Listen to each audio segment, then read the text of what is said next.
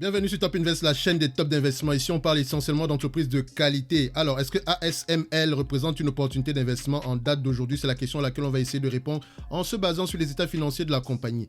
Je rappelle une chose, pour ceux qui ne savent pas ce que la compagnie fait, je vais vous mettre une présentation de celle-ci dans la description de cette vidéo-ci. Ce que vous devez savoir, c'est qu'elle commercialise des appareils nécessaires à la fabrication des semi-conducteurs. Donc, la première chose à faire ici, normalement, c'est de regarder le revenu. Mais avant de regarder le revenu, je vais vous rappeler une chose. Le Discord est toujours ouvert. Le lien est dans la description de cette vidéo aussi. Donc, quel est l'état des revenus ici? On a une croissance des revenus. On aime ça. C'est un checkmark. Quand on regarde la tendance des revenus ici, à partir de 2019, on a une croissance de 22% sur les 10 dernières années, 15% sur les 5 dernières et 20% sur les 3 dernières années. Base 2020, on a 11% sur les 10 dernières années, 5% sur les, 17% sur les 5 dernières années, 15% sur les 3 dernières années. Et 2021, donc en base de décembre 2021, on a 19% sur les 3 dernières années, 22% sur les 5 dernières années et 12% sur les 10 dernières années. Donc, par rapport à la croissance, moi, je vais prendre 15% en termes de croissance pour les 5 prochaines années. D'accord? C'est probable. Elle a la possibilité de pouvoir atteindre cela. Donc, c'est ce qu'on va se dire ici. Dans tous les cas de figure, on aime bien ce qu'on voit ici. Ensuite, quelle est la tendance de la marge brute ici? On a une marge brute qui est stable. On aime ça. C'est un checkmark. Maintenant, quelle est la tendance de l'EBITDA ici? Est-ce que l'EBITDA ici est stable ou croissante? Donc, la marge EBITDA ici est totalement, on va se dire qu'elle est stable. Elle est aux alentours de 35%, donc on aime ça, c'est un checkmark. Maintenant, quel est l'état de la dette? Est-ce que le ratio dette net sur EBITDA est inférieur ou égal à 5? Il est même inférieur à 0, donc l'entreprise a plus de cash que de dette.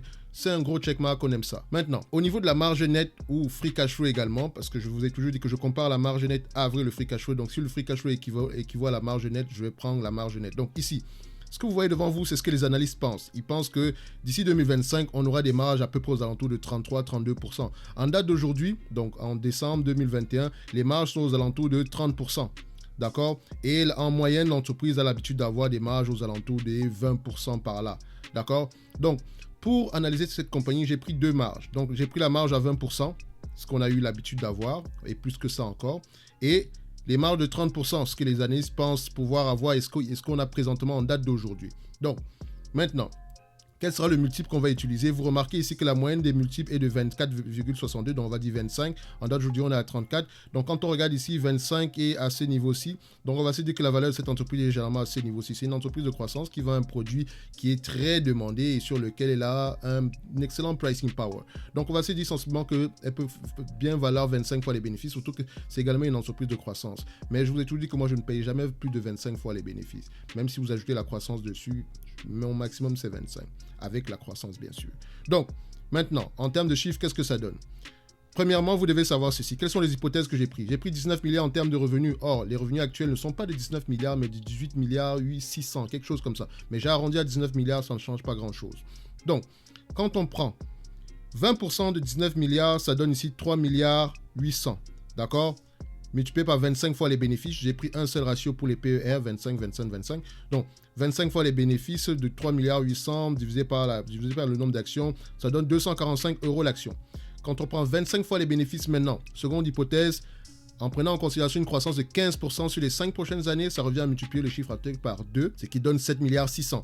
7 milliards 600 multiplié par 25 fois les bénéfices divisé par le nombre d'actions, ça donne 481 €. Quand on fait maintenant le troisième calcul, ça c'est notre hypothèse optimiste. Donc, 15% de croissance sur les 5 prochaines années, donc le revenu est multiplié par 2, ça donne 38 milliards en termes de revenus en année 2026, plus des marges à 30%, ce qu'on a présentement en date d'aujourd'hui, on sous-entend que ça va durer, d'accord? C'est ce que les analystes pensent, c'est ce qu'on a présentement en date d'aujourd'hui, donc il y a de fortes chances que ça puisse être la même chose dans le futur. Donc, si on prend 30% de marge bénéficiaire avec 15% de croissance des revenus, ça donne ici 30% de 38 milliards, ça donne 11 milliards 400. 11 milliards 400 multiplié par le nombre d'actions, par le PER de 25 ici, divisé par le nombre d'actions, ça donne 717 € l'action. Donc, dépendamment de l'hypothèse qu'on va prendre, l'hypothèse optimiste à 717 € l'action, il y a une possibilité de croissance ici, donc l'entreprise serait sous-évaluée. Si on prend l'hypothèse de base, donc 25 fois les bénéfices, croissance de 15%, on va se dire que l'entreprise en date d'aujourd'hui est à peu près correctement évaluée. Donc, qu'est-ce que ça nous donne ici? Selon moi, ici, l'entreprise, c'est une très belle entreprise qui a un pricing power. Donc, elle pourrait facilement s'échanger aux alentours de 717 € l'action. Également, les appareils qu'elle vend sont très demandés.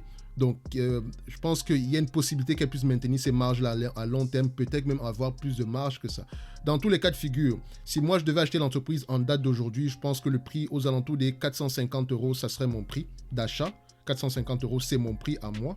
D'accord? Quelqu'un d'autre pourra avoir un avis différent, mais ça, c'est mon prix. Mais l'entreprise en date d'aujourd'hui, je pourrais dire facilement qu'elle vaut vraiment 717 € l'action. Si on est optimiste par rapport à la croissance de 15%, ce qui est faisable. Et également, si on est optimiste par rapport au maintien des marges actuelles de 30%, ce qui est également faisable. Mais si vous voulez investir avec conviction, lisez les rapports financiers. On se donne rendez-vous à la prochaine vidéo. Merci.